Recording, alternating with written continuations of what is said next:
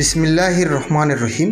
পবিত্র রমজান মাস শেষের দিকে এগিয়ে আসার সাথে সাথেই ধর্মপ্রাণ মুসলমানদের মনে এখন একটাই প্রশ্ন, এবছর রোজা কয়টি হবে, আর কবেই বা পালিত হবে মুসলিম উম্মাহর সবচেয়ে বড় ধর্মীয় উৎসব পবিত্র ঈদ উল ফিতর।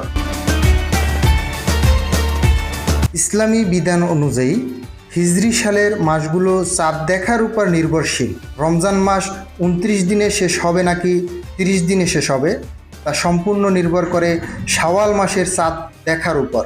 যদি 29 রমজান সন্ধ্যায় শাওয়ালের চাঁদ দেখা যায় তবে পরদিন ঈদ,